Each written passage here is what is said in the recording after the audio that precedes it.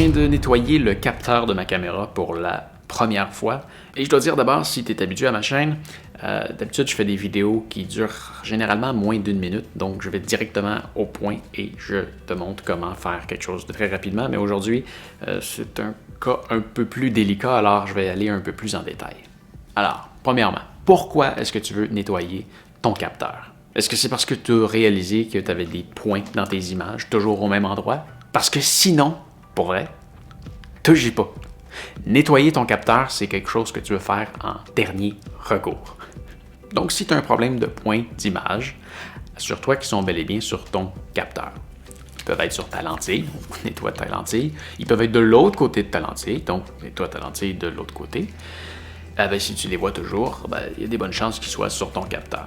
Si tu veux les reconnaître, mets ton ouverture la plus petite possible. Donc, moi sur ma lentille, le plus petit que je peux aller, c'est à f16. Donc, je vais à f16 et pointe une source de lumière ou un mur blanc ou quelque chose de très blanc.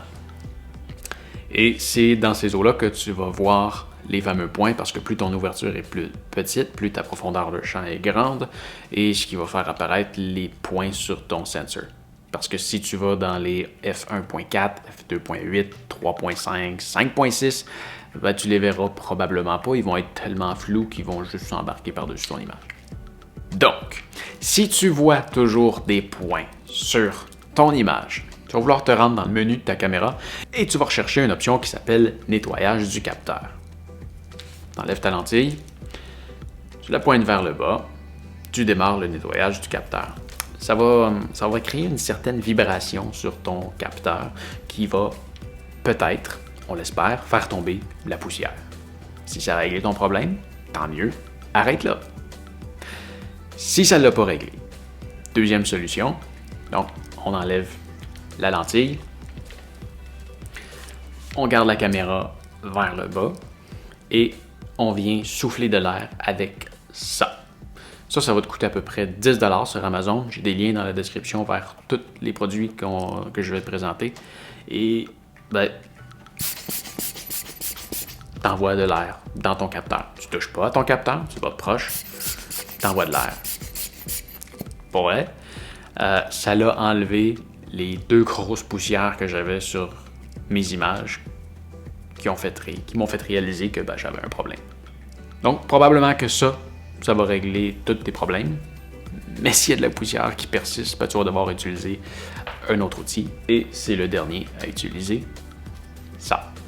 Ça vient dans un étui scellé. Ça a été fait dans une usine avec un contrôle de poussière très rigoureux. Donc, ils garantissent qu'il n'y a aucune poussière. Tu l'enlèves de l'emballage, tu y touches pas. Là, lui, il est scrap parce qu'il a déjà été utilisé. Tu utilises ça une seule fois. Ça vient dans des emballages où est-ce que tu vas en avoir 10, 12, 20. Et c'est vraiment à usage unique.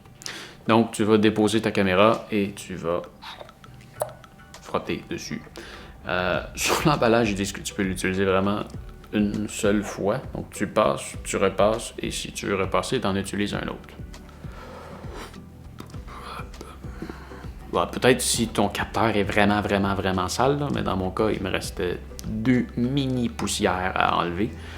Alors, je l'ai passé quelques fois jusqu'à temps que je réussisse à les enlever. Ça vient aussi avec un liquide que tu peux mettre dessus, si ton capteur est vraiment sale. J'ai pas mis de liquide, je n'étais pas confortable à l'idée de mettre un liquide sur mon capteur. Mais, si jamais tu as besoin, t'en mettras. Donc voilà, moi avec ça, j'ai réussi à l'enlever. Il s'en fait de différents formats. Donc celui-là, c'est le format full frame, mais tu as aussi des plus petits APC. Ça fait vraiment la largeur de ton capteur. Alors voilà. Si tu as une caméra DSLR avec un miroir, tu vas vouloir aller dans le menu et tu as une option pour faire un nettoyage de capteur.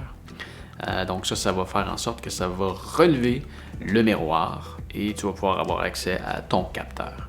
Assure-toi par contre que le niveau de batterie de ta caméra soit assez élevé pour maintenir le miroir levé. Sinon, pendant que tu vas le nettoyer, ça se peut que ton capteur retombe sur ça qui va créer une pression sur ton capteur et là, tu risques d'endommager ton capteur. Si jamais tu as une caméra mirrorless avec un stabilisateur intégré sur le capteur. Enlève la batterie de ta caméra pour être certain de ne pas travailler contre les moteurs de ton stabilisateur. Donc, enlève la batterie, tu es certain de ne pas briser le moteur.